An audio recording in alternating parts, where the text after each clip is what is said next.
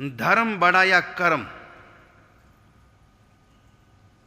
धर्म ही कर्म है, कर्म ही धर्म है भाई। बाकी तो ये बात है कि कर्म कई प्रकार के हैं, कुकर्म, दुष्कर्म, ये सारे कर्म हैं।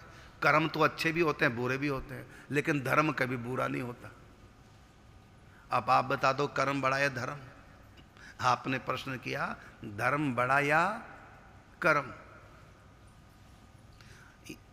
यदि गृहस्थ धर्म का पालन कर रहे हैं, इसी को हम कर्म मान लें, नौकरी कर रहे हैं, इसी को हम यदि धर्म मान लें, या कर्म को बड़ा मान करके, तो ये कर्म तो जानवर भी कर रहे हैं। गृहस्थिक धर्म का पालन तो जानवर भी करते हैं। तो यदि हम कर्म को धर्म की श्रेणी में, एक ही श्रेणी में कर दें, या कर्म को ऊंचा मान लें, तब तो सारे जानवर ही कर्म कर रहे हैं, खाली कौन बैठा है? आपने चींटी को कभी खाली बैठे देखा? आराम से बैठी है चींटी, देखा आपने चींटी को आराम से बैठे? वो भी कुछ ना कुछ करती रहती है। बच्चे कभी शांति से बैठेंगे? कुछ ना कुछ तोड़ फोड़ करते रहेंगे। तो कर्म तो सभी कर रहे हैं, लेकिन धर्म नहीं है वो। बाल बच्चे पैदा करके उनको बड़ा कर देना, खिला पिला के, सारे काम जानवर भी कर रहे हैं, लेकिन हम उनको धर्मात्मा नहीं कहेंगे। कर्म तीन प्रकार के होते हैं, लौकिक, पारलौकिक और अलौकिक। लौकिक कर्म कहते हैं जो यही फल देंगे, आगे फल देने वाले नहीं हैं, उनको कहेंगे लौकिक कर्म। यहीं पर कर्म फल देगा, आगे नहीं देगा। कौन सा कर्म है जो यहीं फल देता, आगे नहीं देता? कमाना, खाना, ऐशोराम करना, ये यहीं के लिए है, आगे के लिए नहीं। आपने मकान बनाया, ये बनाया, ये कर्म किया आपने, मकान बनाया बढ़िया, सारी फैसिलिटी उसमें आपने रखी, ये आपका कर्म का फल, कर्म है, लेकिन ये यहीं फल देगा, आगे नहीं देगा। आपने विवाह कराया, ये भी कर्म है, लेकिन वो पत्नी यहीं साथ देगी, आगे साथ नहीं देगी। आपने बच्चे जन्म दिए हैं, उनको पढ़ा लिखा के बड़ा किया है, खूब कमाया अपने बच्चों के लिए, क्या क्या किया, ये सब कर्म यहाँ के लिए है, ये आगे काम नहीं आएंगे। ये है कर्म, इसको धर्म नहीं कहेंगे। यदि इस कर्म को तुम धर्म कहोगे, तब तो ये कर्म तो जानवर भी कर रहे हैं, उनको क्या कहोगे फिर? धर्मात्मा? आप तो एक दो बच्चा पैदा करके पाल रहे हैं, कुतिया तो 8-8 बच्चे पैदा कर दे, सूअर 12-12 बच्चे, और खरगोश, 2 खरगोश नहीं थे हमारे पास, 2 बच्चे थे नवंबर में, इस समय वो 70 हो गए। 108 कुटिया में ठाकुर जी की लीला के लिए खरगोश नहीं 2 मंगाए थे हमने नवंबर में, अभी साल नहीं हुआ है, 60-70 हो गए, और एक भी बच्चा भूखा नहीं मर रहा है, सबकी व्यवस्था कर दी। तब तो बड़े धर्मात्मा है।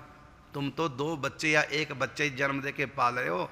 यदि यही धर्म मान लोगे इसको, या इस कर्म को बड़ा मान लोगे, तब तो हमारे यहाँ खरगोश तो बहुत बड़े धर्मात्मा है। तो ये तो है कर्म आपका। अब इसके आगे बढ़िए, इसको कहेंगे लौकिक कर्म, जिसका आगे फल ही नहीं मिलता, यहीं पर खत्म है, बस यही है, आगे कुछ नहीं। जैसे मकान बनाया, यही है, आगे कुछ नहीं। शादी की, यही सुख है, ये सुख आगे नहीं। बच्चे पैदा किए, ये बच्चे यही हैं, आगे बच्चे सुख नहीं देंगे। जो यही काम आएगा कर्म, आगे जाएगा नहीं, उसको बोलते हैं लौकिक कर्म, जो लोक में काम आएगा। इसके बाद है पारलौकिक कर्म, जो दीन दुखियों की सेवा करोगे, स्वर्ग जाओगे, ये कर्म आगे जाएगा। इसलिए इसको कहेंगे धर्म। जो हमारे साथ जाए वो धर्म है, दीन दुखियों की सेवा की। इसको लौकिक कर्म नहीं कहेंगे, इसको कहेंगे पारलौकिक कर्म, अर्थात इसी का नाम है धर्म। कर्म वो जो केवल यहां सुख देगा, धर्म वो जो यहां कीर्ति देगा और आगे सुख देगा। स्वर्ग में सुख भोगोगे, जब पुण्य खत्म हो गया फिर दोबारा जन्म लोगे, और अच्छी जगह जन्म लोगे क्योंकि आपने अच्छे कर्म किए। तो यह है परलौकिक कर्म। गरीबों की सेवा की। यदि आपने संत की सेवा कर दी, संत की सेवा करने से स्वर्ग नहीं मिलता, भगवान मिलते हैं, भगवान के धाम की प्राप्ति हो। तो संत की सेवा क्या हो गया? अलौकिक कर्म। तो एक हो गया लौकिक कर्म जो यहां ही काम आएगा, एक परलौकिक कर्म जो स्वर्ग और अगले जन्म में काम आएगा, एक है अलौकिक कर्म जो भगवान के धाम में आपको ले जाएगा और सदा के लिए भगवान के धाम की प्राप्ति हो जाएगी। तो 3 तरह के कर्म हो गए।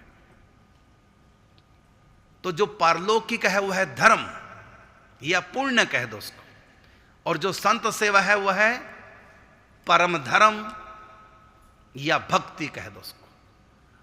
और जो घर गृहस्थी में कर रहे हैं कर्म, कमाना खाना खिलाना अपने परिवार को, ये धर्म नहीं, ये है केवल लौकिक कर्म। अब आप देख लो धर्म बड़ा या कर्म, व्याख्या मैंने कर दी, अब निर्णय आप ले लो कि कर्म बड़ा है कि धर्म।